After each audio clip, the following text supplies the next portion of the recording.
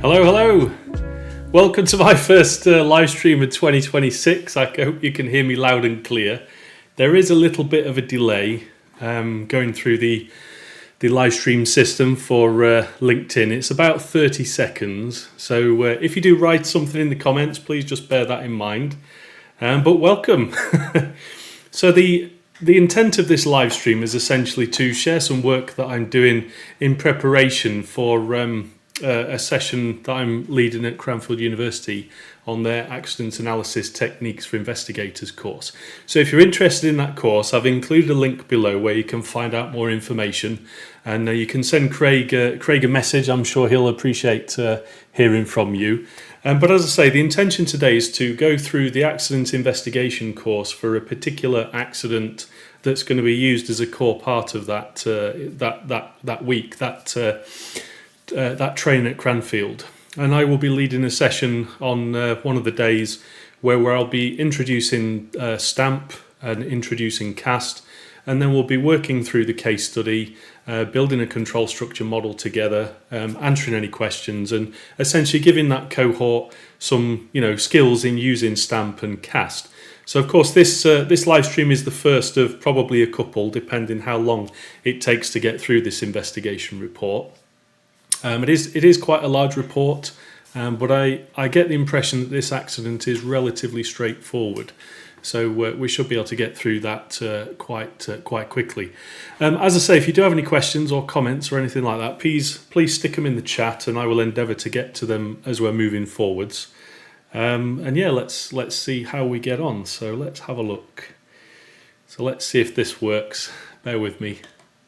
There we go, fantastic. And I'm on the wrong side of the screen. Oh, hang on a second. Let's see if I can fix that with my Fandangle technology. Let's have a look. Cameras. No, maybe not. So I'll just do full screen then. Slides, full screen. There we go. Yeah, so this is the website for the Accident Analysis Techniques course. As I said, I've stuck the link in the description below. It is on the week of the 2nd to the 6th of March. So, well, it's a few weeks away from now, so get cracking. It's essentially a 5-day course. It is a hybrid course, so there will be people on site and there will be people remote. I will be on site, so if you want to come and say hello and physically be in each of our presence, then I recommend doing that. And as I say, I'll be leading the session on CAST and STAMP. So yeah, and then of course this week as well, I am running a STAMP STPA CAST Foundation course online, remote, so you can join from anywhere in the world. I'm running 2 this week in UK time zones. So we're on the 21st and the 22nd, Wednesday, Thursday, and then again next week as well. And then another 2 sessions for UK time zones and US time zones in February, and then also in March. Fantastic. Okay, so the particular accident we're going to be looking at is this one. So this is I'll just make this a little bit bigger so you can see it. So this is the Garuda Indonesia flight 152, which unfortunately crashed in September 1997. So it is quite relatively speaking, quite an old accident. And it occurred in near to a place called Sibolangit, if I pronounced that correctly. I'm sorry if I butchered that, which is in North Sumatra, Indonesia. So that part of the world, if you're not familiar with it. The aircraft is this one. This is an Airbus A300, large aircraft with 234 people on board. And unfortunately, they all lost their lives when the aircraft collided with terrain. So this is what's highlighted on Wikipedia as a controlled flight into terrain related accident. And there are contributions both from the aircrew, from aircraft performance, and then also in the context of air traffic control. So there we go. Right, let's get my Miro board up on the screen so you can see it all. Right, let's just close that. You don't need to see that. There we go. So this is the Miro board. You should be able to see that okay. As I say, if you do have any questions, please chuck them in the chat. And in fact, actually, let's just do a little test there. I think that you can hear me. That's what everything's telling me. But if you'd like to type in the chat, give me a thumbs up that you can actually hear what I'm saying. That would be really, really important feedback.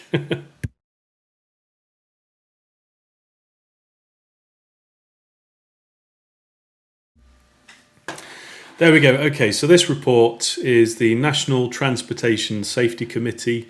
Yeah, just actually before I get into this, I just need to sort of emphasise this is the first time I've sort of looked at this accident before. So as we're going through the report, I'm going to be discovering it as you might if you read it for the first time. And of course, if you know any detail, any background, you're welcome to stick that in the chat. Fantastic. Okay, so this is the final report. I'll just emphasise that. This is the final report. And the accident was the 26th of September 1997. It was an Airbus A300 B4 of Garuda, Indonesia flight GA152. Excuse me. Okay, so let's jump in. So here is the table of contents. I'll just make it a bit bigger so you can see. This is an ICAO Annex 13 investigation report, because you can see from the structure of it, it's kind of a standard structure in air transport. Oh, hi Marcus, thank you for that. That's fantastic. Amazing, thank you. So there we go, it's broken into a couple of main sections. So we have the standard factual information section. So this will describe the basics of what's actually happened, including things like the meteorological condition, meteorological information, which is rather relevant in this particular accident.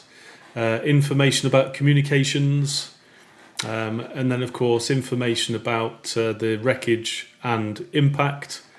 Where we go, and then additional information. So they generally stick a lot of other relevant information in there, such as this item here. So this is the ground proximity warning system, the GPWS. Now this, for those that are familiar or relatively familiar, this aircraft was not fitted with an enhanced ground proximity warning system, an EGPWS. This was one of the earlier versions of the GPWS. Then we've got section 2, which is analysis, and then we've got section 3, which is conclusions, and that's broken up into two parts, findings and probable cause. And then section 4, standard, is recommendations, and then other useful information is included at the back. So it's a typical investigation report if you're familiar with those.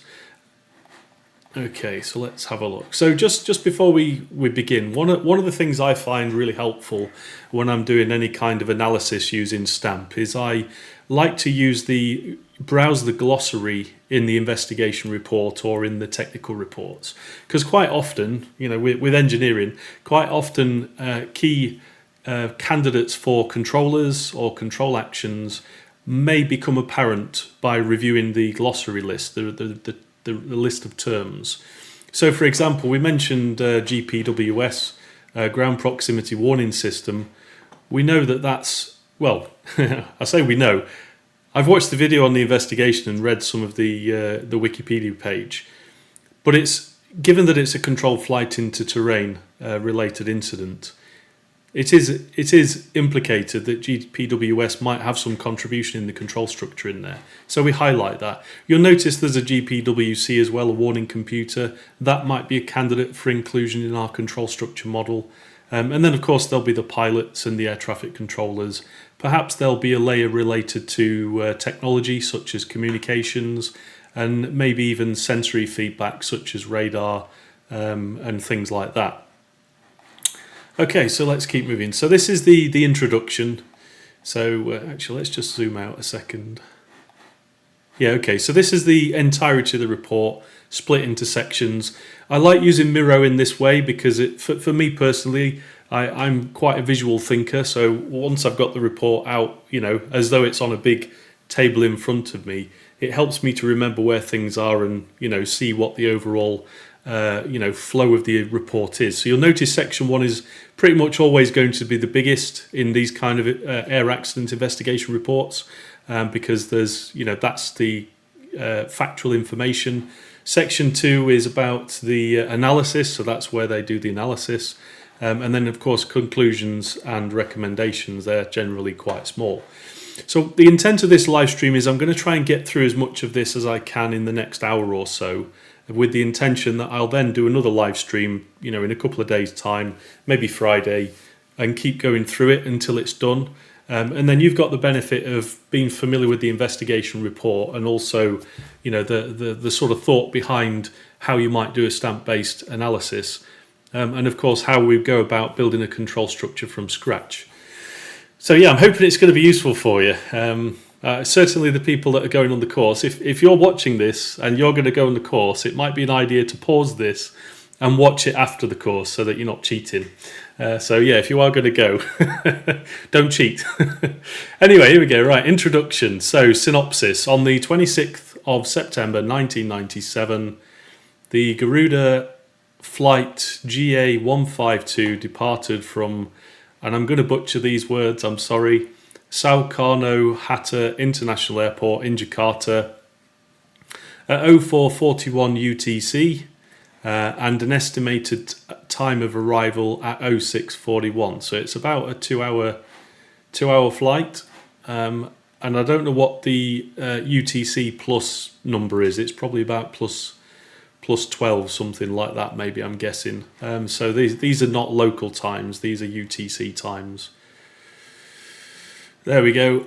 The weather en route was reported clear with scattered clouds. The visibility at Medan Polonia International Airport was less than 500 metres due to the smoke of forest fires in Rayu, South Sumatra and Kalimantan.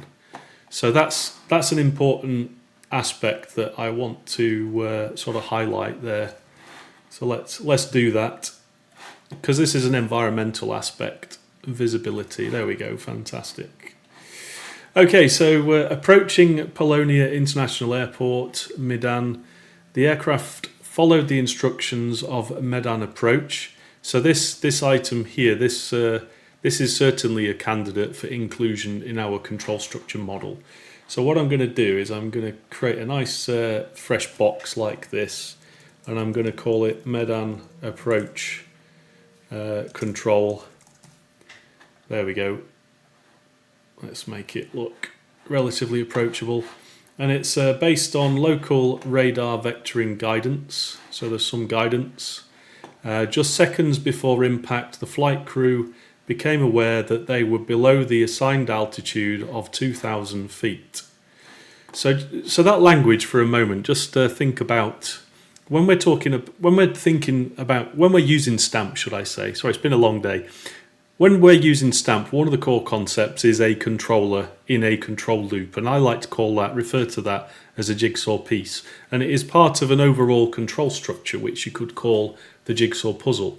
Now, this mentions here, just seconds before the impact, the flight crew became aware. So that implies that the flight crew's mental models, or process models if we use the technical language, was that they previously were not aware that they were below the assigned altitude of 2,000 feet. So one of the key questions as part of the investigation would be to establish, well, why were they not aware of that? Are there any aircraft aids or other warning systems that would normally tell them that they're below 2,000 feet? Or was there something going on amongst the flight crew themselves such that they didn't identify that as part of their checks and cross-checks? Now, flight crew, I've not highlighted flight crew yet as part of the control structure, because I'm quite certain there's going to be more than one of them. But I'll include them here and then think about, there's going to be a pilot flying. Let's have a look. Get my fingers going. Oh no, I'm pressing the wrong button, sorry. Pilot flying and pilot not flying. I don't know PNF. I don't know yet which one was which, captain and first officer, but we'll put those there next to flight crew so we know to think about that. Okay, so in spite of the immediate corrective action taken by the crew, the aircraft struck a treetop on a ridge at about 1,550 feet above sea level. So that's quite a high ridge, separating about 9 feet of the right-hand wingtip. It rendered the aircraft uncontrollable, spilling fuel along its final track until it hit the ground in an abandoned rice field at the bottom of a ravine approximately 600 metres from the first tree impact. The crash location was at longitude, approximately 14.6 nautical miles southwest, 205 degrees magnetic of Polonia Airport. So I'll just quickly zoom. Let's have a look. Got the map. There we go. So the airport is there in Medan, Pangkalanudara Sawandu. Don't know if I pronounced that correctly. And the impact occurred, there we go, in this high ground area here. So just ignore the that's if you were to walk from the airport to the crash location. But that's in terms of where the airport is and where the crash location is. That's where we're talking about, and that's on the island of Northern Sumatra. So we'll just zoom out so you get a feel for where that is in the global perspective. So you can see Australia there and India there. So that's where it is, right? Yeah, so the aircraft was totally destroyed and the accident was non-survivable and all persons on board perished, including 222 passengers and 12 crew members. So that was non-survivable. The flight data and cockpit voice recorders indicated that the aircraft was in controlled flight until it struck trees at the top of a ridge. Consequently, this accident may be categorized as a CFIT, controlled flight into terrain. Okay, that's fantastic. I was a bit, when I was going through the Wikipedia page, I wasn't quite sure whether you'd classify this as a CFIT or not, because there is, depending on the specifics of the accident, when we're trying to define what CFIT is, it's really in the context of the human beings and whether it is controlled from their perspective. But if there's any issues with the aircraft or other context, it can be a bit challenging to define that. But as I say, I'm not an expert in these kind of accidents, so just bear with me. So CFIT accident is characterised by a loss of three-dimensional spatial awareness. There we go, so spatial awareness. It was found that a number of factors contributed to the flight crew's loss of spatial awareness, vertical as well as horizontal. Okay, so we've got a few people in the chat. We've got Siobhan. Hi Siobhan, great to see you. We can hear you, fantastic.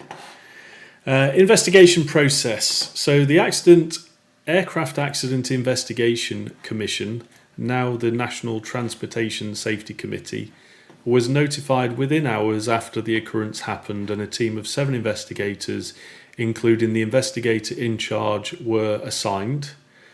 The AAIC and the Bureau Enquêtes Accidents of France, that's BEU, is it? BEA, if I remember correctly, participating as accredited representative, were assisted by the experts and the facilities provided by the Australian Bureau of Safety Investigation, now the Australian Transportation Safety Bureau, the Air Accident Investigation Branch of the UK and Airbus. The Civil Aviation Authority of Singapore also participated as an observer. The international team of investigators began their investigation 2 days after the day of the occurrence and after the search for and the removal of the victims' remains were concluded. The search for the flight data and cockpit voice recorders took 22 days. Wow. Until the recovery of the recorders entangled in the roots of a tree at the perimeter of the accident site. The wreckage parts and its relative locations were documented. Yeah, it must be very challenging in that environment. Information on the flight, the aircraft and the crew, as well as other relevant and support information, were obtained from Garuda Indonesian, Medan Polonia Airport, Airbus, Honeywell, the Director General of Air Communications and other institutions. Eyewitnesses on the ground and a number of directly and indirectly involved personnel were interviewed. The analytical efforts started earnestly after the successful readouts of the recorders at the BASI facilities in Canberra. The investigation process was hampered by the Silk Air Mi-185 aircraft fatal accident in Palembang 2 months after the occurrence, and the limited number of AIC investigators and research personnel. However, several intermediate and urgent safety recommendations were made to the Indonesian Minister of Communications immediately after the safety deficiencies were identified. This final report contains the factual information and analysis, conclusions and recommendations to the appropriate authorities, organisations as the result of the investigation.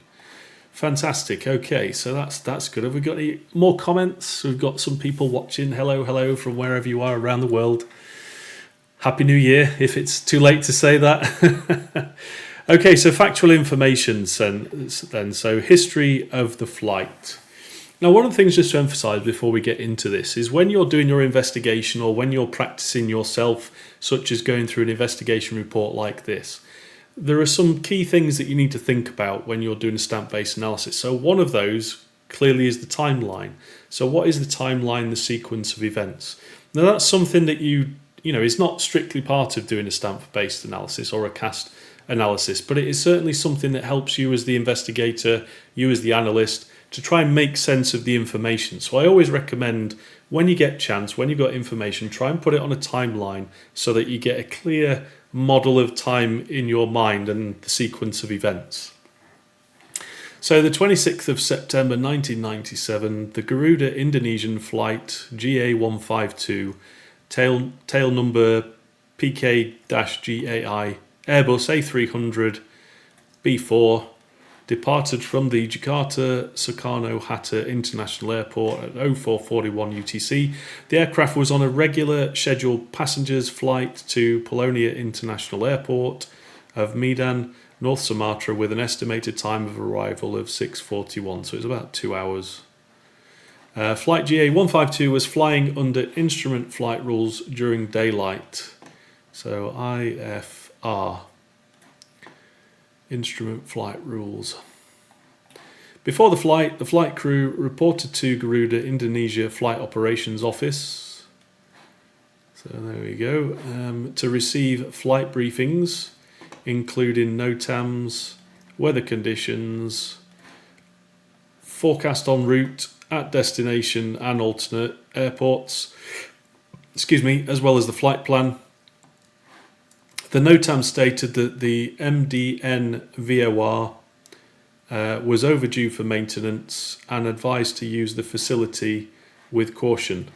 Although the Medan VOR has been calibrated with both ground and flight calibration on the 14th of June 1997 and valid until the 14th of December, so there's the 26th, so it's between those two dates.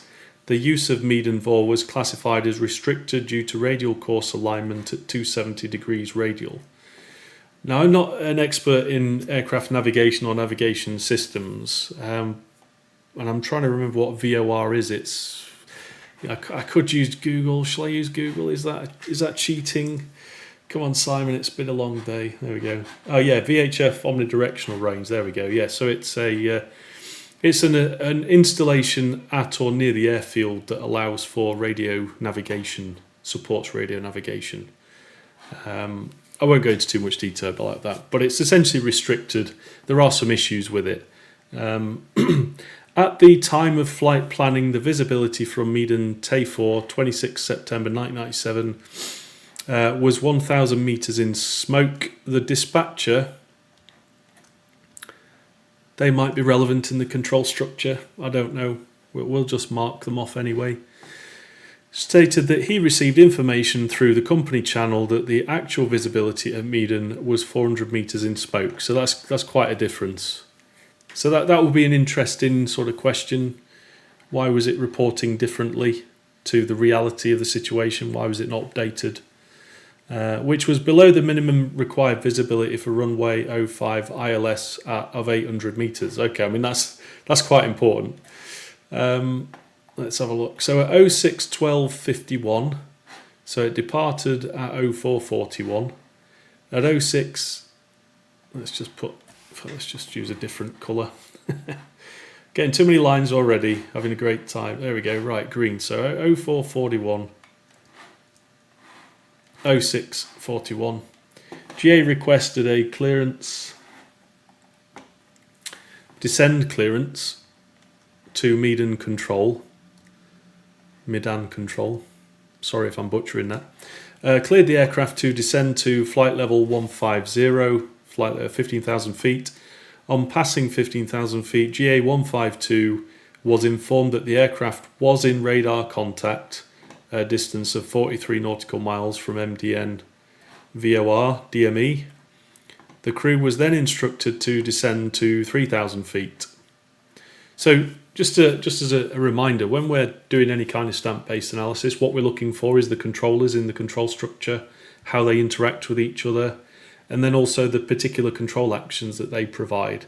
So in this case, we've got two types of control actions. We've got a request for a descent clearance from the flight crew to the air traffic control, and then we've got instructions from the air traffic control to the flight crew.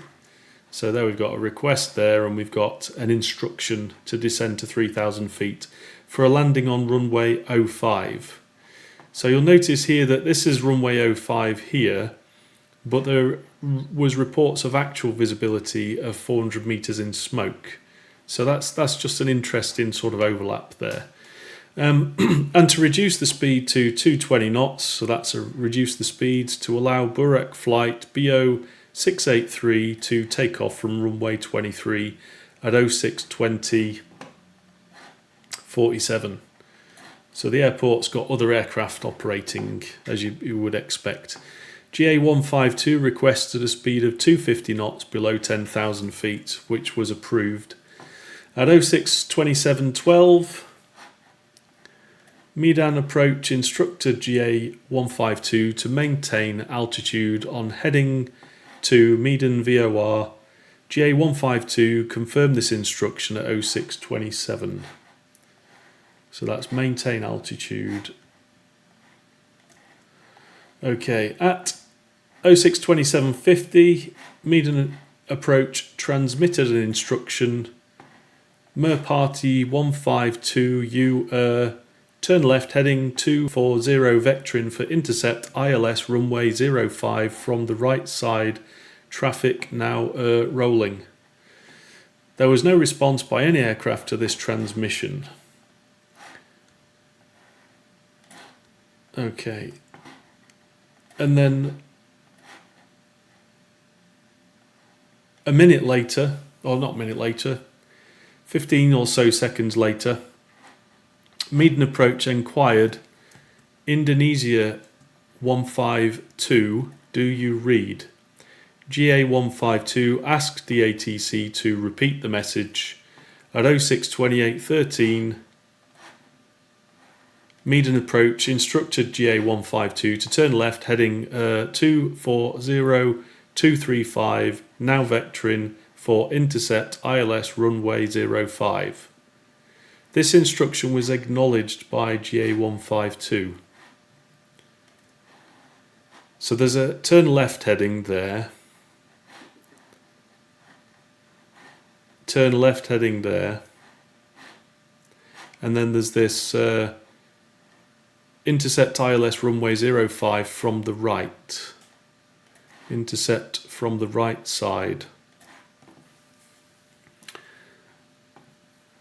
Okay, the instruction was acknowledged by GA152 at 06:28:52. So let's do some more time there. The pilot in command, I'm presuming that's what PIC is. Let's check the glossary, everybody. Glossary. PIC, there it is, look at that, fantastic. So let's have a look at this then. So there is, conceptually then, there's a couple of different things going on here. There's pilot in command, PIC, but we don't know yet whether that individual is the flying pilot or the not flying pilot. So, there are questions there about how we would model the control structure, recognizing these things can change. It can be quite dynamic. We don't know whether that's relevant in this accident, but when we're doing the control structure modelling, we want to be thinking about that so that we don't end up with a confusing model. We want to keep it as clear and easy to understand as we can. Okay, fantastic. Right, so 06-28-52, so not long after the call to turn left. The pilot in command asked Meaden approach whether the aircraft was clear from the mountainous area northwest from Meaden. So let's just have a look at the map again. So northwest of Meaden is presumably that area. I don't know what the relief is. It looks quite high over here, but I'm not sure I understand that, so let's just move on. This was confirmed by Meaden approach, and G152 was instructed to continue turning left on the heading 215. So let's just 215, there we go. I'm marking it as red, not because it's wrong or anything like that, but just to give me a reminder later on that they were instructed to continue turning left on heading 215, and that might be relevant later on. At 0629,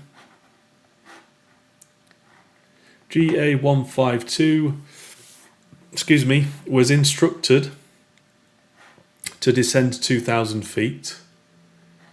So they were previously at, where is it? They were instructed to descend to 3,000 feet. So let's just make a note of that. There we go. The crew acknowledged it. Recorded FDR, flight data recorder, I think. Let me just check. Don't want to assume or presume. FDR, FC. FDR, flight data recorder. Yeah, fantastic. Recorded FDR information indicates the aircraft is essentially wings level, heading approximately 225 and passing through 3,000 feet on descent. Then at 20 odd seconds later, 6:30:04, GA152 was instructed to turn right. Turn right, heading 046 degrees, and to report when established on the localizer. This was acknowledged by GA152, but misread the heading. Turn right, heading 040, Indonesia 152, check established. Meanwhile, recorded FDR information indicates the aircraft commences a roll to the left. Roll to the left. Heading reducing, indicating a left turn and passing through 2,600 feet on descent. At 0630, there we go. While turning left, first officer, there we go, first officer. So there's a first officer and there is a captain. I'm sure if you're heavily involved in this, you would have already highlighted that yourself earlier on. So let's have a look. So we've got first officer, FO, and then we've got, what do we say, captain. There we go, captain. Captain. There we go, fantastic. So we've got two real people with roles and responsibilities, but which of those are doing what? So while turning left, the first officer reminded the captain to turn right. That's interesting. First officer reminded the captain to turn right. So that, from a mental model perspective of the first officer, there's two potential things going on here. The first is they've heard turn left. Sorry, not turn left. They've been instructed to turn right. The first officer has heard turn right.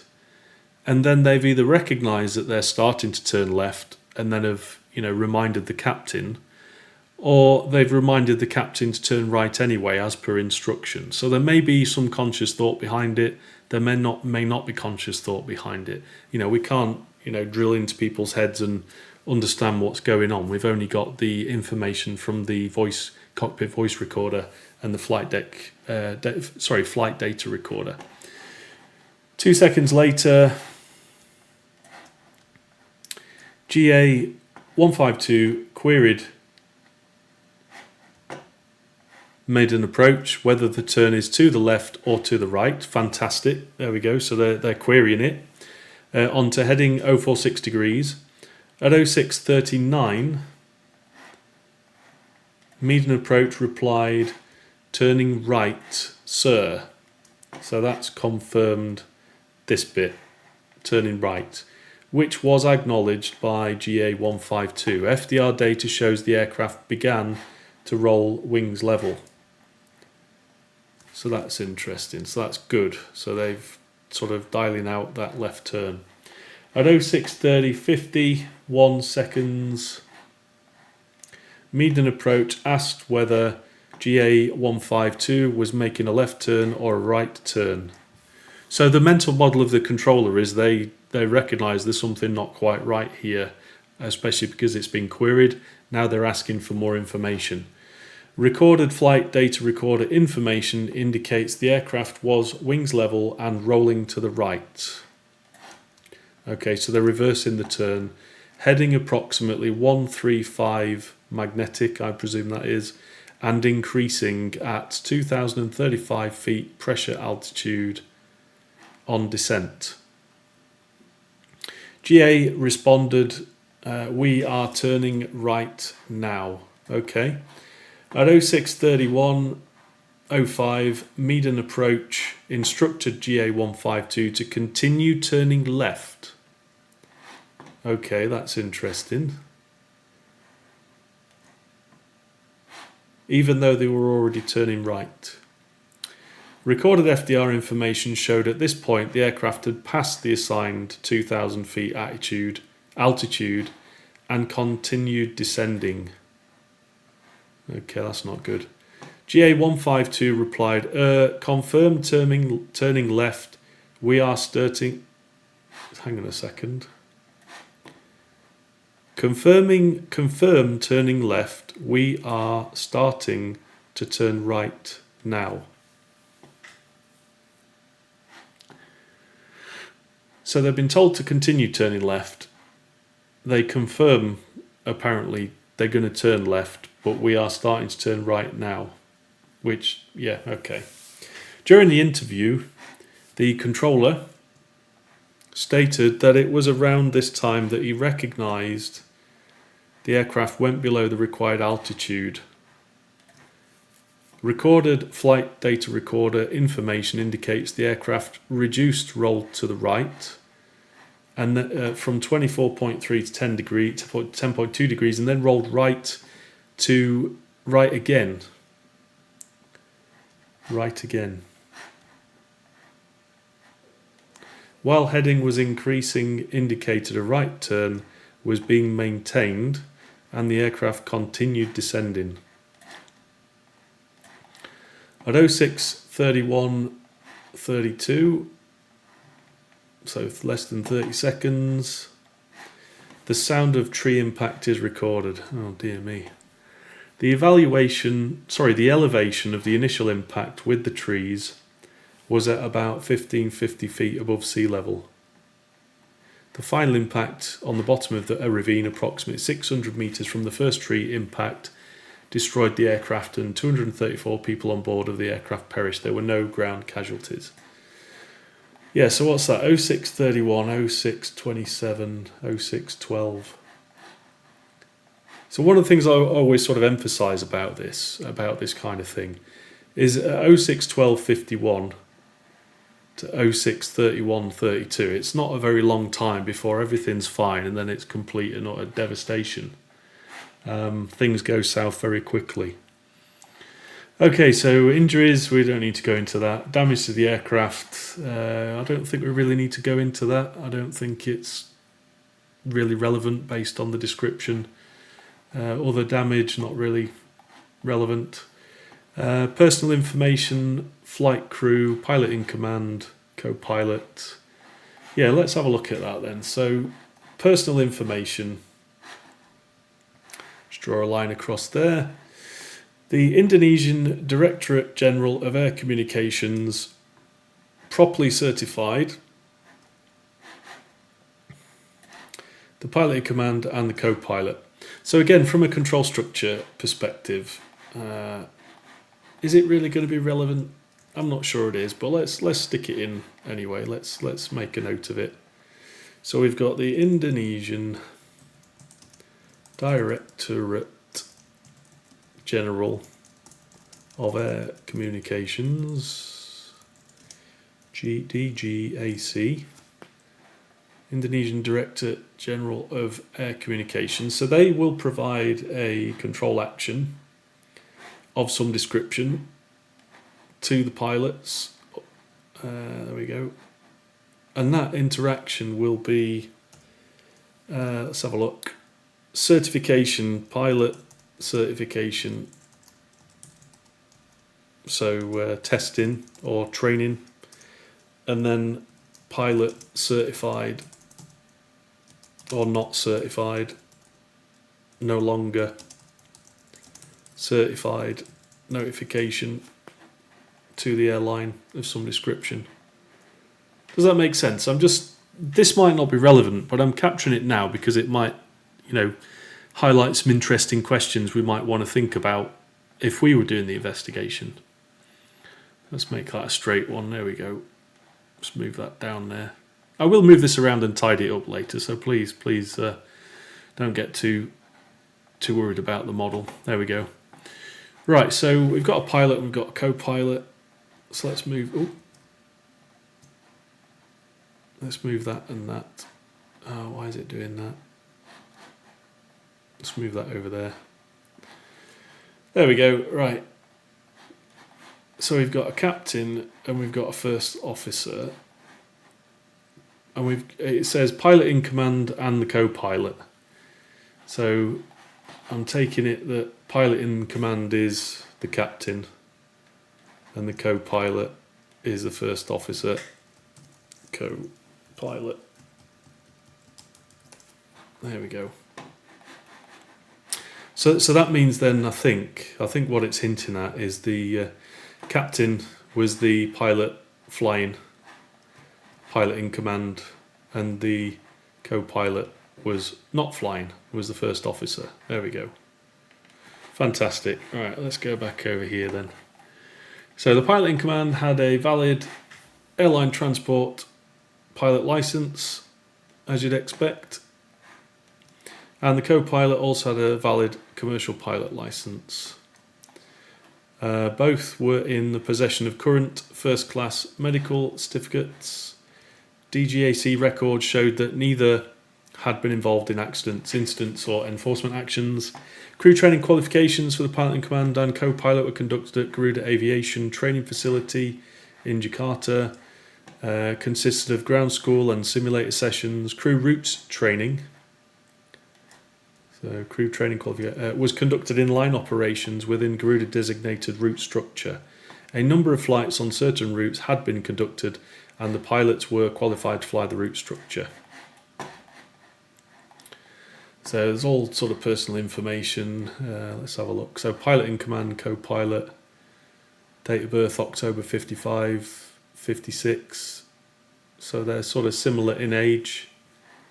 Indonesian, ATPL, last medical check, August 97, so a month before, June 97, couple of months before.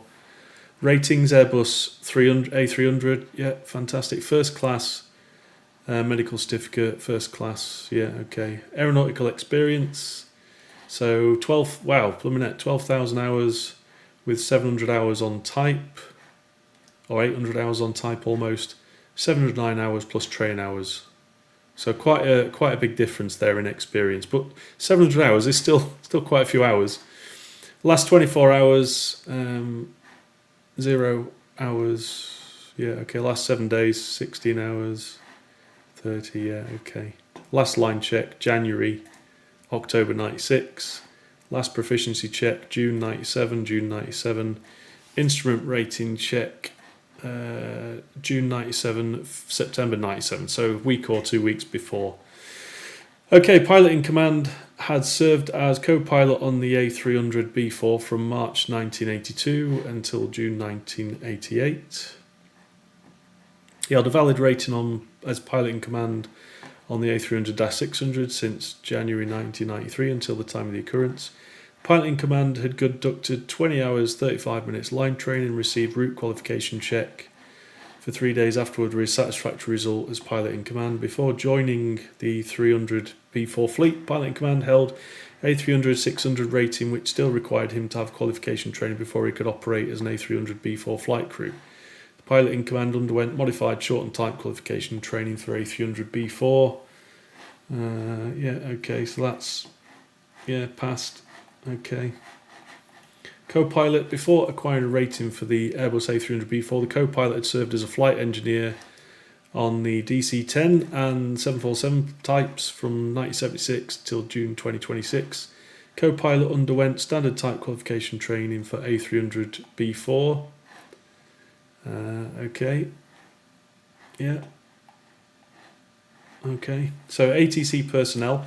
So ATC radar approach controller, right, okay, so they are definitely going to be in our control structure. So let's take one of these boxes over here and start writing the detail down.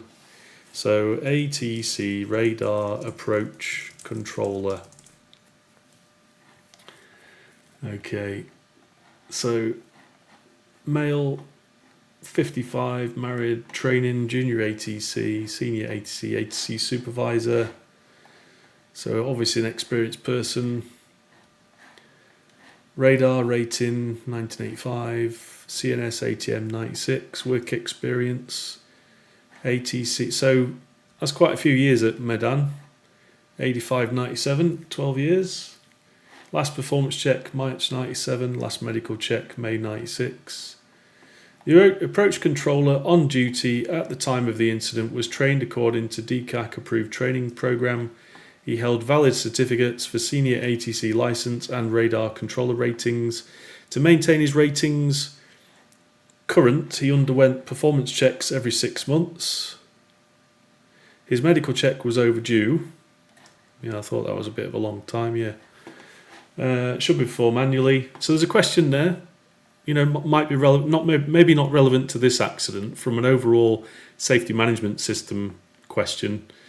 Why was the air traffic control organisation permitting somebody to have an overdue medical check? I mean, it might be perfectly, fine. I'm just saying, as part of the investigation, thinking about the control structure, you might want to model that and ask some questions relevant to it.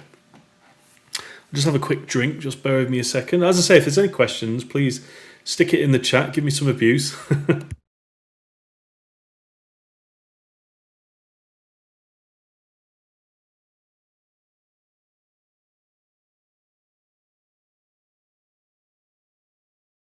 Okay, let's continue. So basic ATC training is carried out at the Civil Aviation Training Centre in Curug.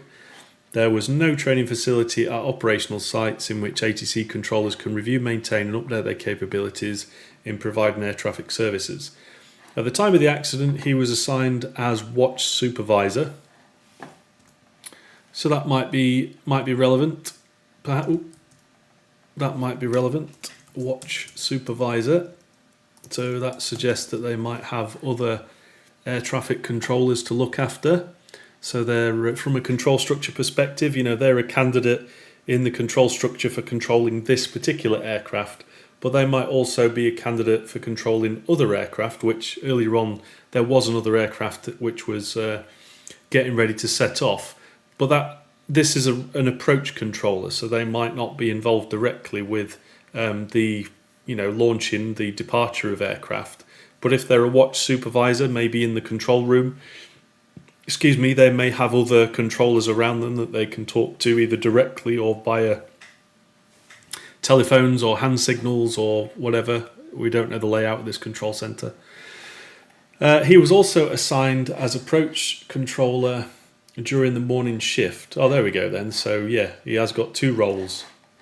So maybe, just postulating for a minute, maybe we want to model specifically the watch supervisor and also the radar approach controller but recognising that it is one person that's doing that job. So they're not just performing one safety related role, they're performing two. So that might be relevant, maybe. He was also, during the morning shift on a rotational basis from 0300 to 0400, and then again from 0510 to 0640 when the accident occurred. According to the duty roster, the approach controller had 12 hours rest prior to his duty. Okay. Aircraft data. So it was an Airbus A300. There was no indications from the introduction that there was an issue with the aircraft, but of course we have to be mindful that the aircraft itself is a candidate controller in the control structure. So let's put the aircraft in there. Airbus A300-B4 PK-GAI. There we go, it's got some Pratt & Whitney JT9 engines on it, fantastic. And of course it's the manufacturer is Airbus. Now I'm going to elect at this moment not to include Airbus as a candidate controller in this respect. I'm getting a feeling that this control structure will only cover the operational aspects of this particular accident. But as I said, we did mention the ground proximity warning system earlier on, so maybe that's something we want to think about, though I don't think Airbus will be the manufacturer of that, but they might be the specifier of the requirements, so maybe there's something there to think about. Engine data, so there's two engines. Yeah, okay. Quite a lot of cycles, time since new, cycle since new.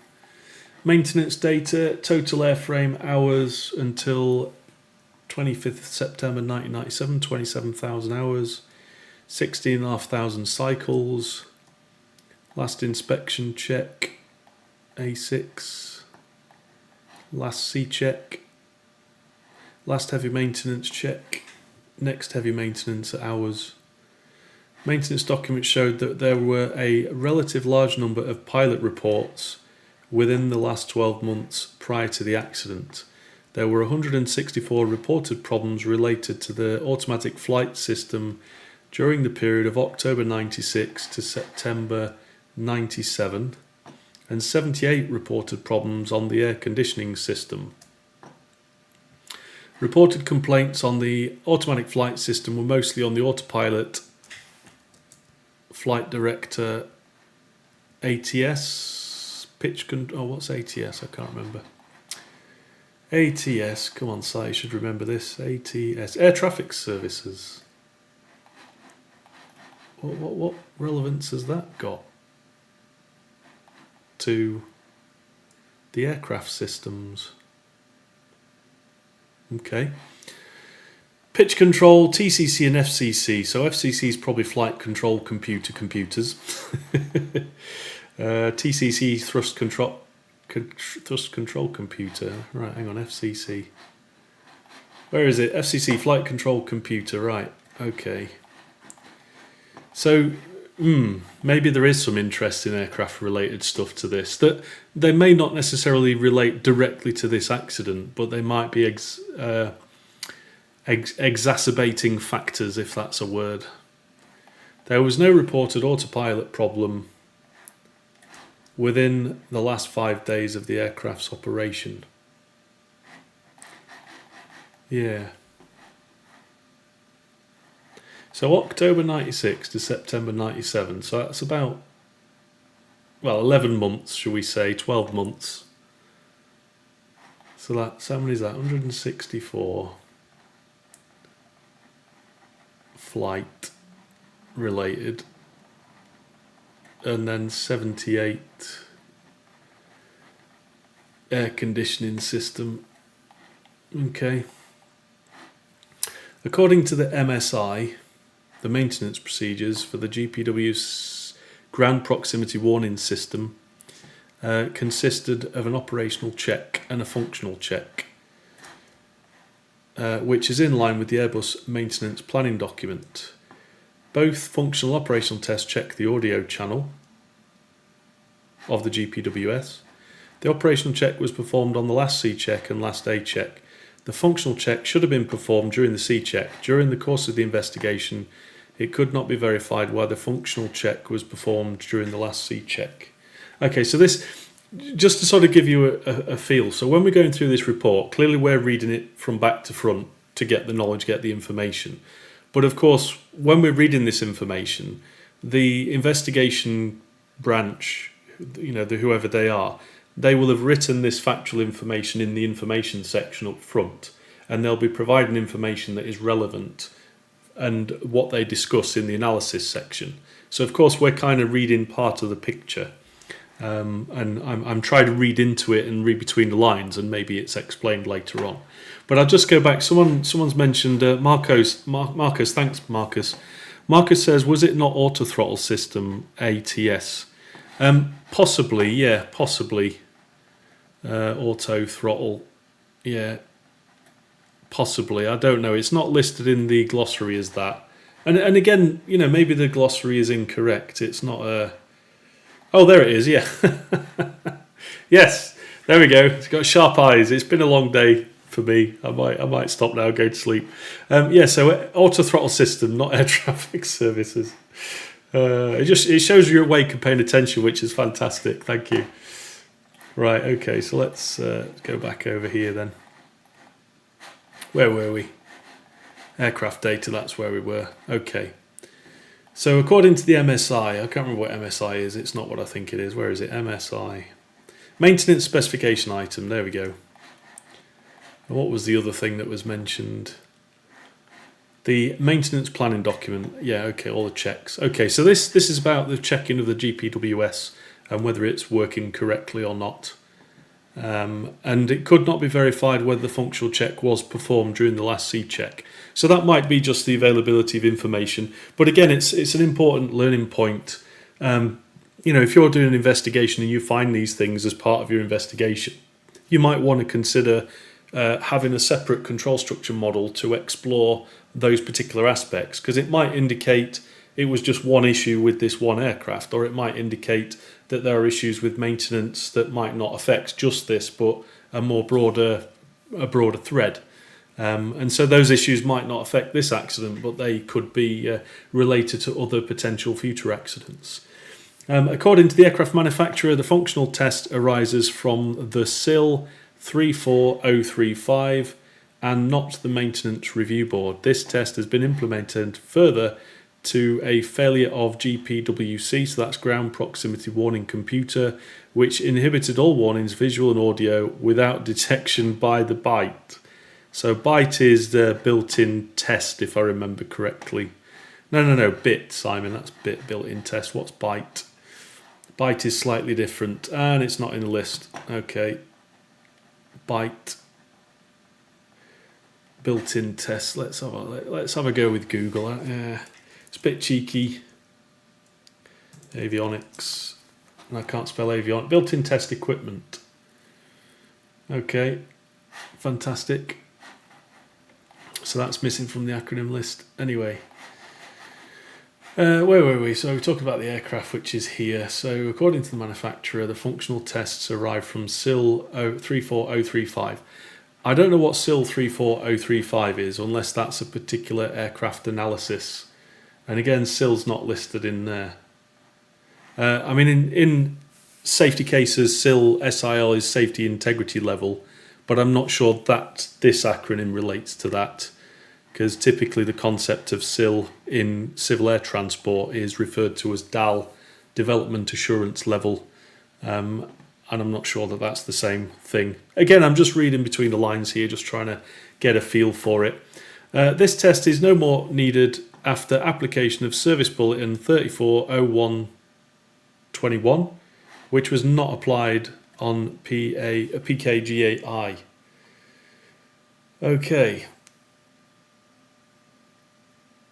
Yeah, so that functional check, it's not clear if it was done or not. So is it clear whether the service bulletin was done or not? I'm presuming the service bulletin is to fix that particular problem.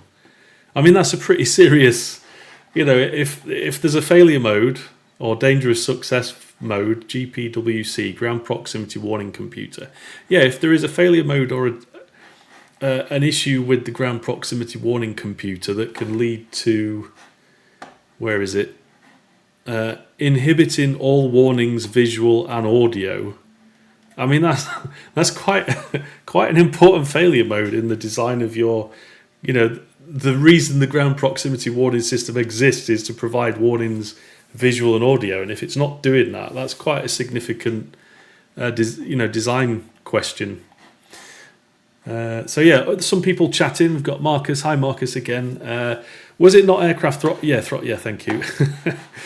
In relation on the reported problems, yes, it is. Okay. Built-in test equipment. Thanks, Masood. Star. Service information letter. There we go. Fantastic. All right, let's see if I can write this neatly. Service information letter. Oh gosh, it's hard to write with a mouse. I should get an electronic pen, shouldn't I? There we go. SIL.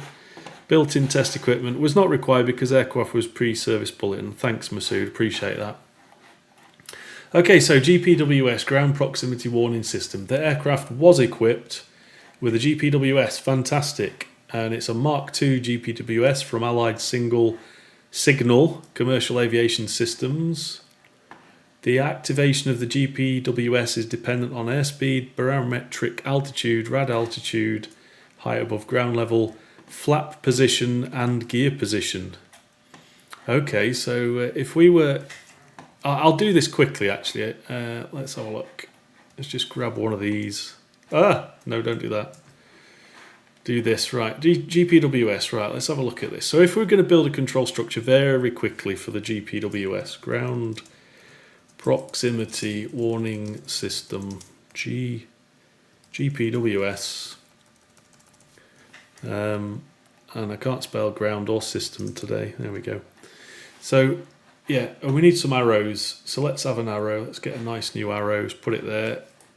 Let's make it look nice. There we go.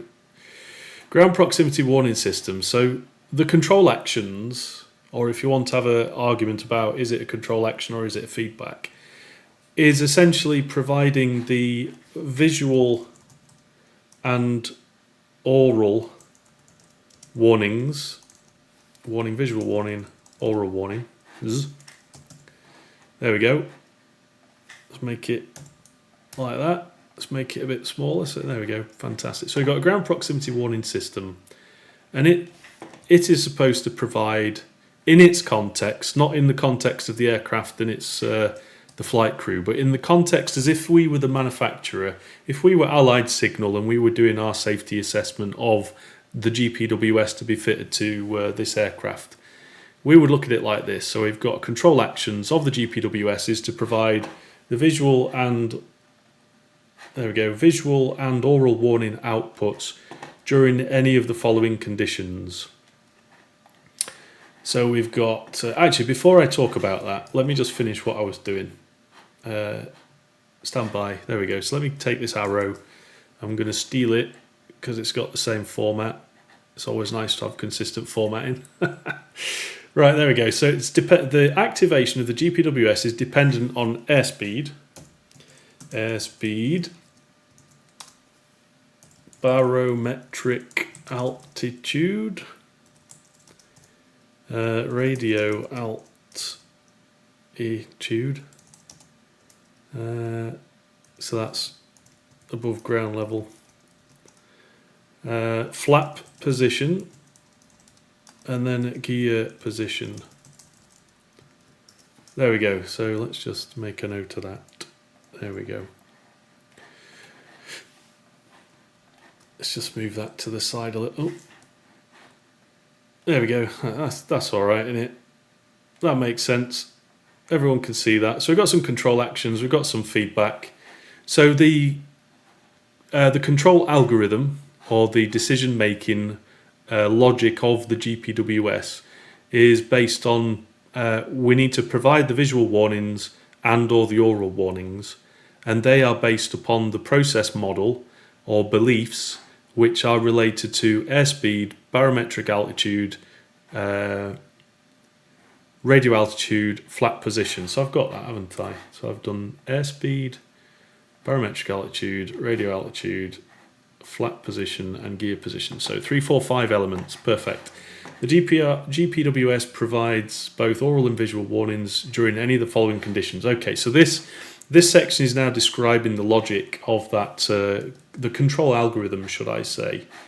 So we've got mode 1, excessive sink rate, closure rate, so we've got flaps up and flaps down, descend after takeoff, terrain clearance with the gear up, terrain clearance with the flap up, and then descend below glide slope. Okay, mode 2A is for flaps up or flaps partially down, as, was the case for this accident. So 2A, flaps, so we've got some flaps there we go, fantastic. Okay, right, so what we've got in the chat, there we go, no other messages, fantastic. I hope everyone's enjoying this. It's very interesting for you on a Monday night. So we've got, let's look at the next bit. Weight and balance, not really too interested in that. Okay, meteorological information. So this could be interesting.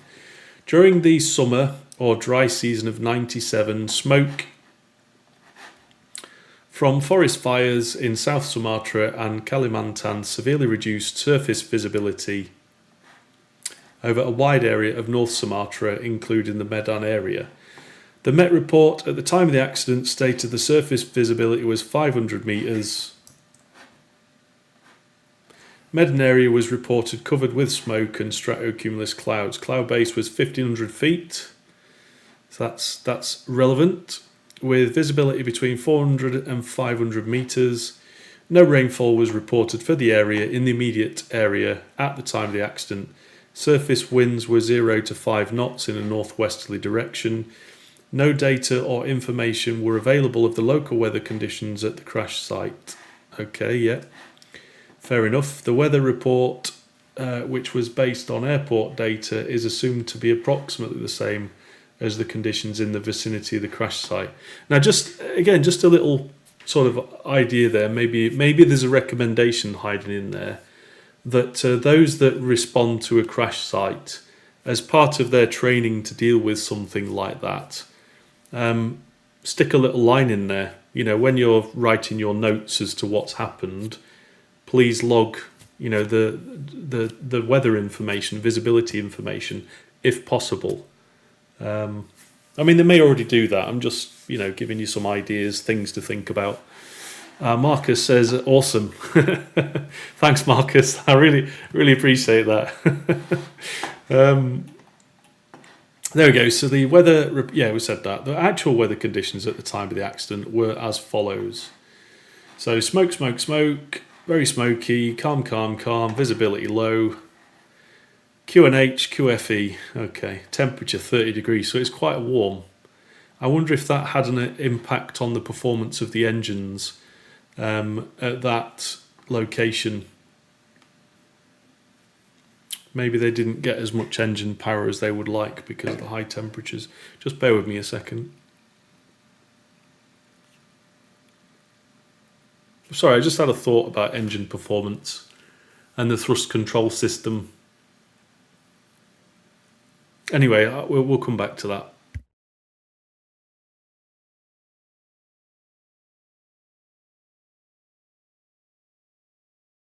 So the terminal weather forecast, the TAFOR for Polonia Airport at the time of the flight planning was... I'm not even going to pretend to understand that. Oh yes, look at that. That's... Yes, is that a control action, Simon, or is that feedback?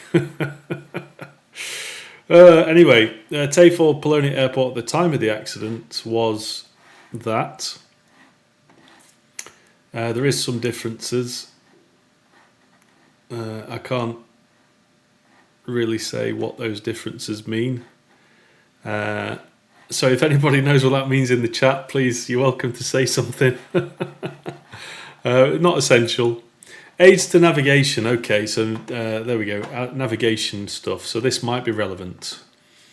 Polonia International Airport of Medan serves both international and domestic traffic.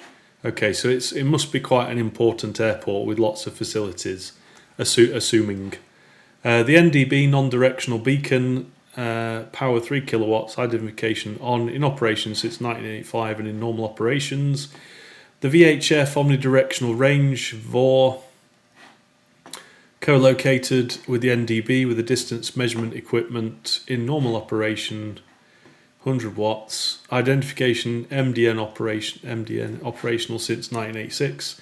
DME, distance measuring equipment, transmit receive power in operation since 1998. Last calibration was June 97. Oh, so that's the one they were talking about earlier on, but there were issues with it. Okay. Yeah.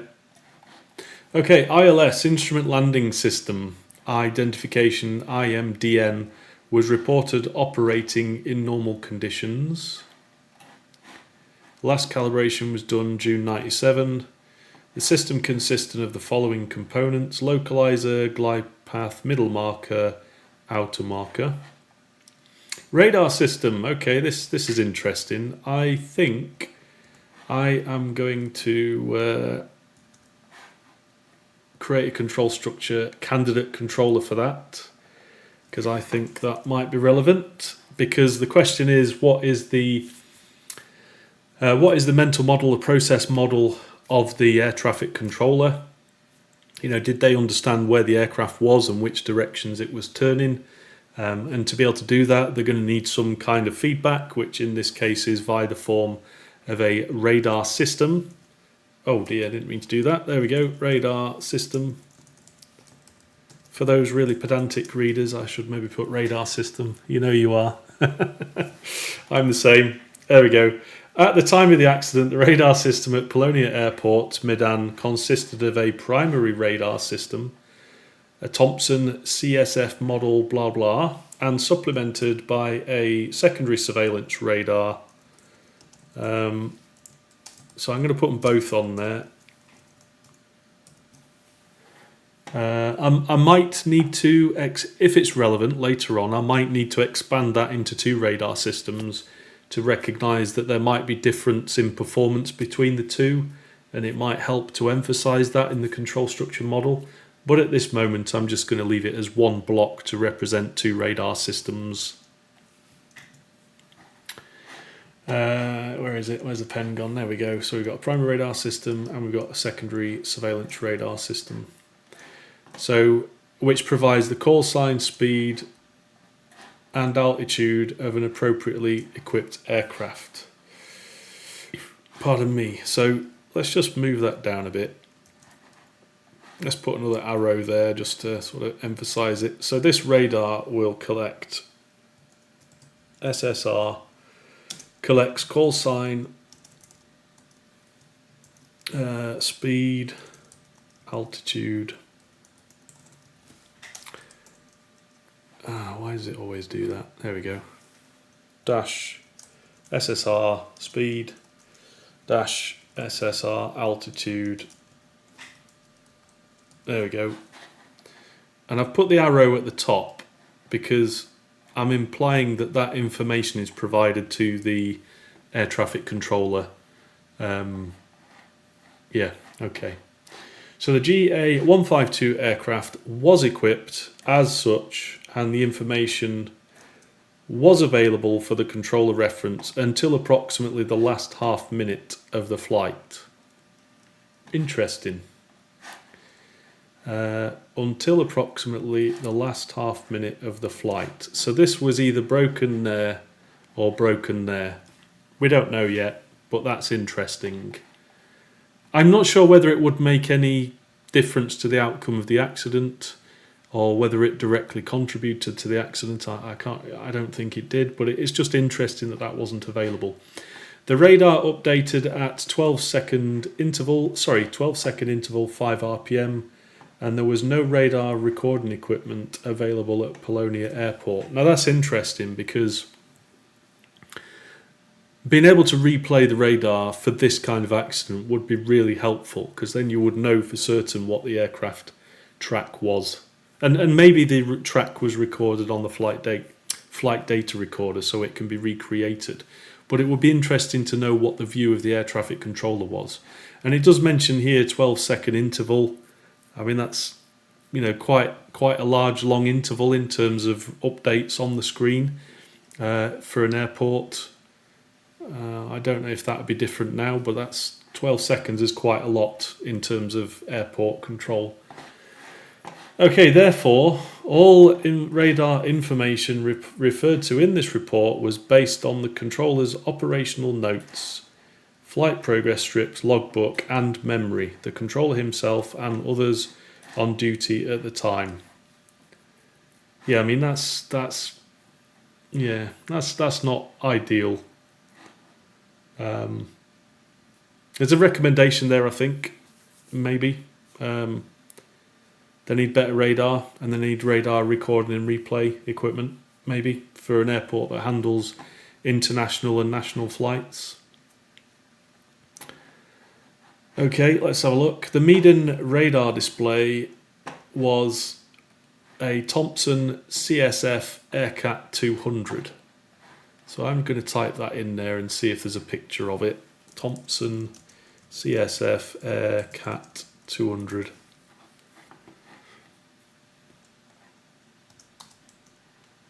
Yeah, no, I don't think that's it. Yeah, no. I should probably be careful searching Google Images on a live stream because you never know what might come up. Capable of presenting raw, primary and synthetic secondary radar data which provide call sign speed and altitude of the aircraft equipped with appropriate avionics, transponder and mode C. So call sign speed and altitude. Yeah, that's interesting. So they should have that information available to them.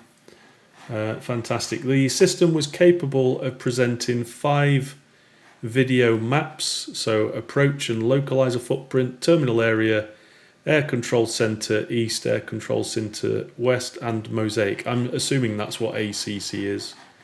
Let me just check. Area control center, not air control center. There we go. Area control center. Okay, so quite a good radar screen.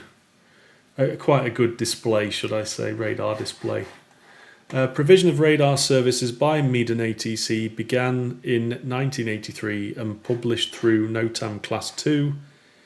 Radar services are provided within Meaden CTR, TMA and CTA. So CTR, TMA's terminal manoeuvring area. What's CTR? Let's have a look. CTR not listed. Fantastic. TMA, let's have a look. Terminal manoeuvring area. Is that a good guess? Yes, it is. Look at that. My memory's not that bad. Right, TMA and CTA, CTR. So I don't think either of those were in CTR, CTA. No, they're not. CTA. Okay. Aids to navigation radar system. So radar services are provided with Meaden, CTR, TMA and CTA and consist of the following: radar identification, traffic and weather information, position monitoring, navigational guidance, radar vectoring, that's interesting, radar separation, that's interesting, but it is within 5 and 10 nautical miles, radar surveillance, only if traffic condition permits. We don't know what the traffic condition is yet. We've not heard or read anything about that. Maybe this controller was really, really busy. Maybe there was other emergencies going on, perhaps. In 1991, a local procedure was issued as guidance to controller to vector aircraft intercepting the ILS localizer from the right or left side to an altitude 2,000 feet before intercept the localizer. There was no capability of the system to record or replay the radar data and information, and any emergency device warnings available, such as minimum safe altitude warning, short-term conflict alert systems, and restricted airspace intrusions. Hang on, let me just read that again. There was no capability and any emergency device warnings available. Does that mean there was no No short-term conflict alerts or anything like that. Minimum safe altitude warning. Okay. Interesting. Especially with an area that's got high ground next to the near to the airport, but then it was sort of 20 kilometres away, not kilometres, nautical miles away. Last calibration was done February 97, and the results were reported satisfactory. Horizontal coverage of PSR and SSR and radius 10 was found satisfactory. Vertical coverage of PSR with diversity condition of radial at altitude. Yeah, okay. So that's 50 nautical miles. Vertical coverage of SSR operated altitude 10,000, 65 miles, 70. Route check of W12 radial up to reporting point was found satisfactory. For safety radar operation regarding ATC radar services, the restrictions were as follow. The aircraft vectoring was suggested until localizer is established due to blanked target at approach area. Radius plus 20 minus 20 nautical miles over media point has vertical separation. Okay, so I'm not a radar expert, so not all of that really makes sense to me, but it's interesting that this sensor, this feedback radar systems, that feedback path to the air traffic controller is not quite as straightforward and appropriate, you might say, in the aftermath of this accident. Interesting is all I can say. The performances of both the primary and secondary radar systems were poor at low altitudes. Okay. To the south and west of the radar head, which is directly where this aircraft was operating. Anecdotal evidence indicates that the controllers expected the primary returns to fade in those areas below approximately 3,000 feet. Oh, wow. Okay. Additionally, the secondary radar returns would fade for 2 or 3 sweeps during an aircraft's turn at altitudes below 5,000 feet, a phenomenon due to the hull of the aircraft shielding the antenna from the radar head. Very interesting. So we've got a few comments. Let's have a look. Marcus says, awesome. Fantastic. Marcus says, with standard updates, often around 2 to 4 seconds for flight details and sometimes 8 seconds or more for the main map. Okay, thank you for that context. A recommendation could certainly be made regarding the 12-second update. Yeah, fantastic. Thanks, Marcus.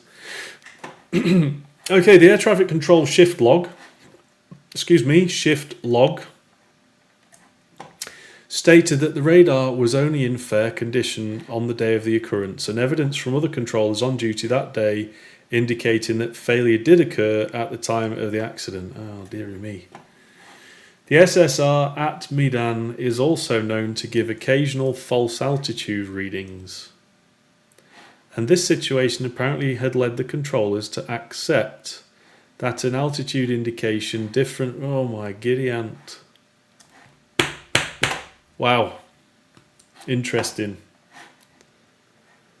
So from a, if we were doing the investigation using STAMP and we built a control structure, I've already sort of highlighted that radar systems is an important feedback path to the decisions in the air traffic controller, to underpin the decisions of the air traffic controller and their teammates, so to speak.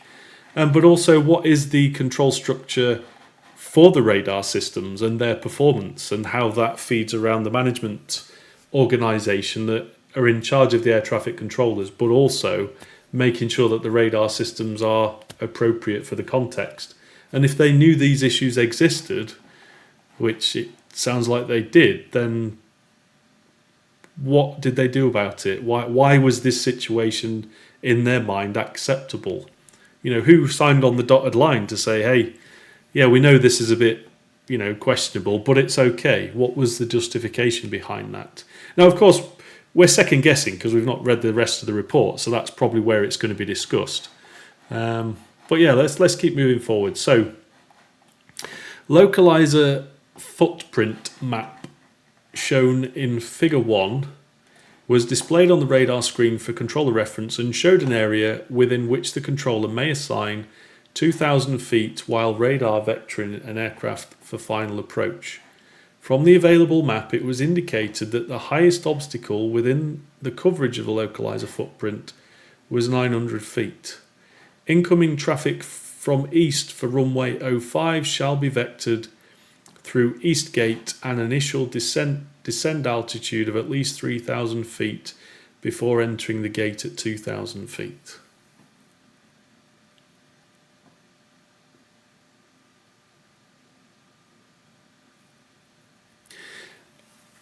I'm not an expert, but it sounds like they were able to vector aircraft through a space that they couldn't see with the radar properly.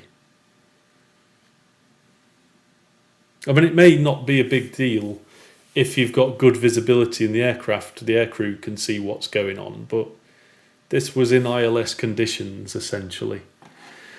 Minimum vectoring altitude chart. The MVA, shown as figure 2, was not displayed on the radar screen. Was displayed on the radar screen. But was displayed on the radar console. Oh right, sorry, radar screen, but was on the radar console for controller reference. It indicated the minimum altitude that can be used in an emergency and should have provided a minimum of 1,000 feet clearance above the highest object in a given area sector. The areas were constructed in a way that provides many different provides many different altitudes at a radius of 60 nautical miles of the radar head position. So this, I get the impression that this is essentially a chart that is available in front of the controller, but for their reference. So it's not on the radar screen itself; it's on the console, and it provides a number of different altitudes, a radius of 60 nautical miles from the radar. So the design of that, it might be quite complex, I don't know. So how the controller interacts with that and is aware of that and current with it might be a contributor.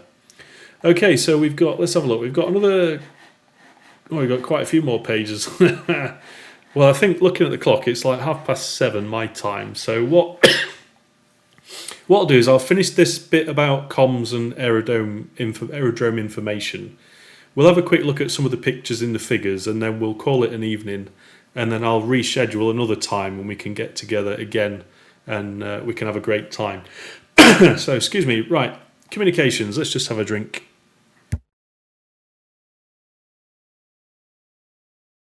There we go, right, so communications.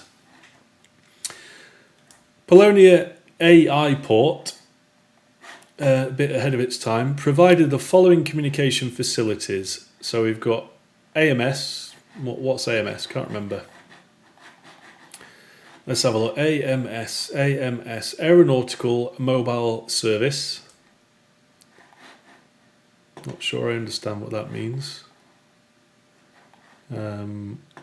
VHF, Very High Frequency Radio, for Aerodrome Control Tower, Approach Control Office, Area Control, Terminal Control, Aerodrome Terminal Information System. So I think that's an automated radio broadcast of what's going on at the airfield.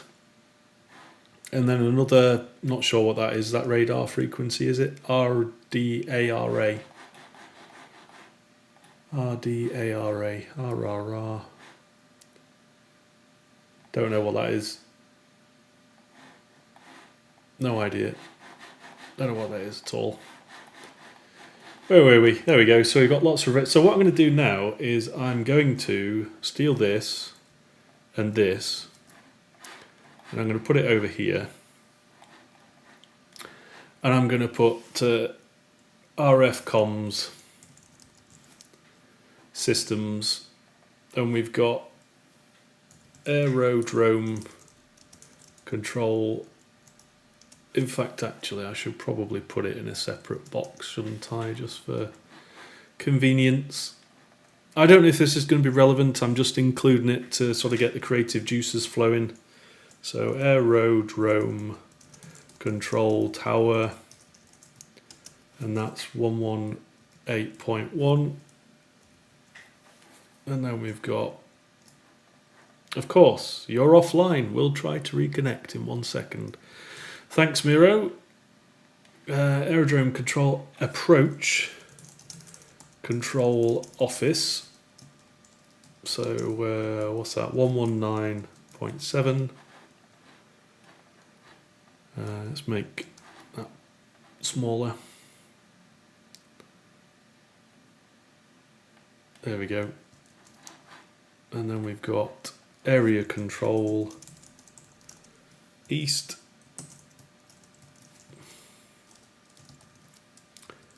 And that's 132.3. Area control west. West, which is 128.3. And then we've got terminal control area. Terminal control area 121.2, and then we've got no, there we go. Terminal control area, ATIS. Don't think that's really relevant. Maybe not. I don't know what HFRDA DARA is. I'll have to figure out what that is. RDAR question mark. Right, so all the above facilities were reported in normal operation at the time of the accident. Okay, so normal operation at the time of the accident. Now the reason I've highlighted all of those, and I'm just going to emphasize it, and it may be relevant to the control structure we build later on from a candidate perspective, is that depending on who the air traffic controller is, this can change during the flight, during the situations that we're in. And some of the language earlier on implies that this was an approach control office air traffic control person. But they may also have been an area control person, I think the west one perhaps, or maybe even terminal control area. So there's maybe more than one air traffic controller involved in this conversation. It's not really clear to me yet, but I'm sure it'll become clearer later on. And of course, if there's that many people talking to each other, there's frequencies been changed, there's different people talking with each other, potentially different mental models that need to be updated, and if there's any lags in those updates, that could be a potential issue. We don't know, I'm just postulating. Polonia Airport Medan AFS, so AMS and AFS. Let's have a look, is AFS in the list? AFS, Aeronautical Fixed Service. Okay, so that's probably not related to the control of aircraft, but information services only. So ATS Direct, Air Traffic Services Direct Speech Circuit between Medan and Jakarta. So that's the ability to talk to each other, different airports. And then there's the AFTN linking Jakarta to Medan, so that's data links, I think, AFTN. Is it Aircraft Information Terminal Notice or something? I can't remember. It's over 10 years ago now. There we go. Aeronautical Fixed Telecoms Network. There we go. So they can ring each other up, I think, AFTN. There was no significant communication system problem reported for the period of flight prior to or at the time of the accident. So there was some, but it wasn't significant apparently. Okay, so aerodrome information, runway configuration of Medan Airport is shown in figure 3. Terminal building and the apron are situated at the left side and at the end of runway 05. To expedite traffic, it is common practice to use runway 23 for takeoff and runway 05 for approach and landing. The approach procedures, that's important, approach procedures. In fact, I'm going to make a little box out of those because that might be relevant to this, depending on which way they approach the airport. Procedures. So that implicates not only who has the procedures and whether they've read them and they are applying them, but also the creation and maintenance of those procedures and whether they are appropriate for the context that was happening at the airport at the time. That's why I'm highlighting this. I don't know that for a fact, I'm suspecting things. The approach procedures for runway 05 consist of a precision ILS approach, a non-precision VOR DME and a non-NDB approach. Non-directional beacon is that, I think. There was an approach radar vectoring guidance. Approach radar vectoring guidance for visual and ILS interception issued by the local airport authority. Local airport authority, they might be somebody that's interesting, so let's put them on there. Airport authority. There we go. Now, I think I've probably sort of laboured this point to death already tonight, but I'll just sort of emphasise it again. When you're reading the material or when you're doing a real investigation and you're collecting information about all manner of different things, it's a good idea just to think, based on the information we've received so far, is this candidate, is this entity, organisation, individual, maybe procedure, actuator, sensor, is it something that sounds like it might be related to the accident? And if it is, just note it down as a candidate controller for inclusion in your control structure. You don't have to include it, and it may be that later on, and as you learn more about the investigation, about the accident, you might find that actually it's not relevant at all, so you can just discount it from your model. But if you include these candidates in your model, they might indicate things and help you to make decisions about whether to collect information or not, earlier than you might otherwise be able to do that. And it'll also spawn your creative thinking. So yeah, capture candidate controllers, but don't be too concerned about deleting them or moving them around. Okay, so there we go. So I think we've pretty much done enough as we can in that part. Let's have a look. So we've done just over half, or about half, of section 1. And so if we made the same progress, I could probably complete section 1 with another sort of 90 minutes approximately. I think, what was it? Yeah, about 100 minutes, 1 hour 40 minutes. And then of course section 2 is analysis, so that's probably about another hour, 90 minutes. And then of course conclusions and recommendations. So I might be able to get through this in the course of 2 or 3 live streams, maybe 4 if I really push it.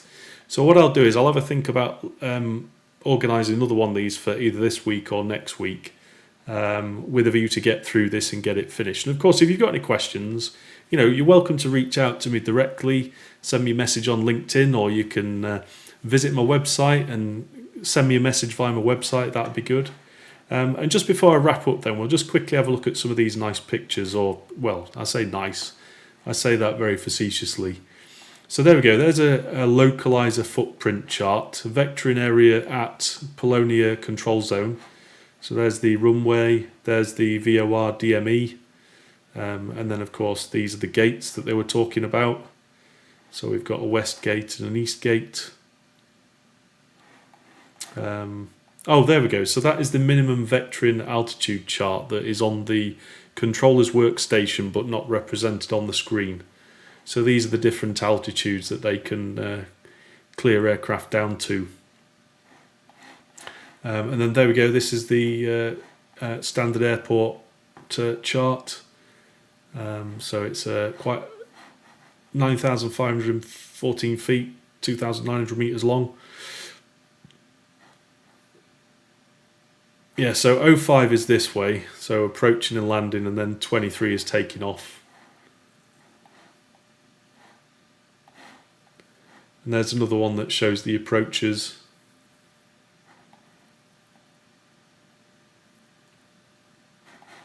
And there's the representation of the aircraft, so an Airbus A300 B4, so twin engine aircraft. Quite a large aircraft, that's the cross section there you can see. So it's 4, 5, 6, 7, 8 seats wide, widest point, so it's a beast, it's a big one. There's a representation of the cockpit instrumentation. So we've got the two control wheels, captain on the left, flying officer, first officer on the right.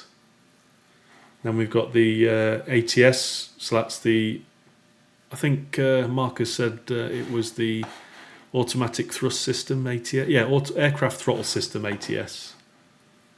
Then we've got engine indicators, master warning panel, compass, all the other good stuff that you want. There we go. And then this is a slightly different layout. This is an A300-600 cockpit instrumentation layout. So it's slightly different. It's not quite the same, slightly different. I don't know why that's relevant at this stage, but we'll find out as we go through the investigation report. There's the navigation display. So on the left is an A300B4 horizontal situation indicator, HSI. And then on the more advanced A300-600, you've got a navigation display. So that's some interesting pictures. There's some pictures of the initial impact with the tree. Then we've got the main crash site. So that's not going to be survivable. That's a real mess. Yeah, very, very sad.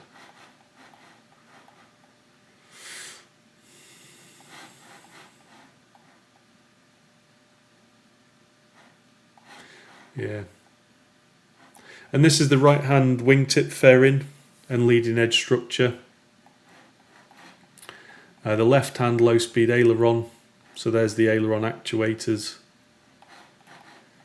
There's the right hand low speed aileron.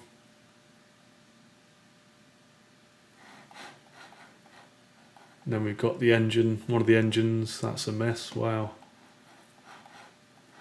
And there's the other engine buried. And we've got the flap screw jack and flap carriage. And then we've got the centre part of the central pedestal. So there's the speed brake, the HP fuel valves. If you're familiar with the recent Air India accident, that's they talked a lot about the position of HP fuel valves and that the status has changed in that accident. That's an interesting accident. Then we've got the instrument, so RMI. Is that the magnetic indicator? I don't know what the RMI is. Then we've got this instrument servo altimeter.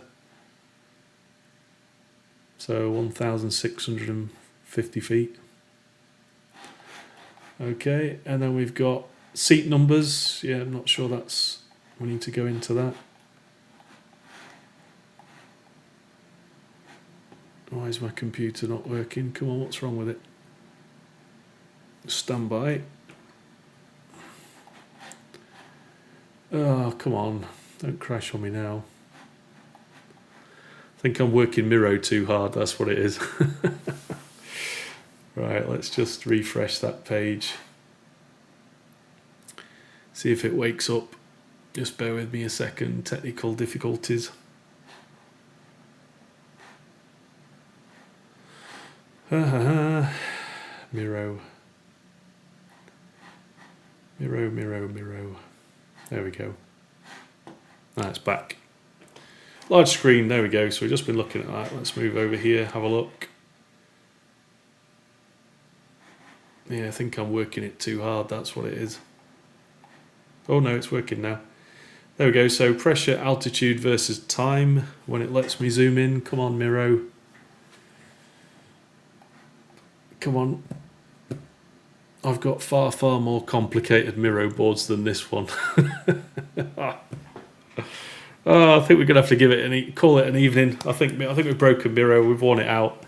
Okay, well that's the end of this session. As I said, I'll schedule another one for coming soon, and we'll get cracked on. Finish going through that report, and then, as I said, this is the preparation for the Cranfield course that I'm participating in, supporting in March.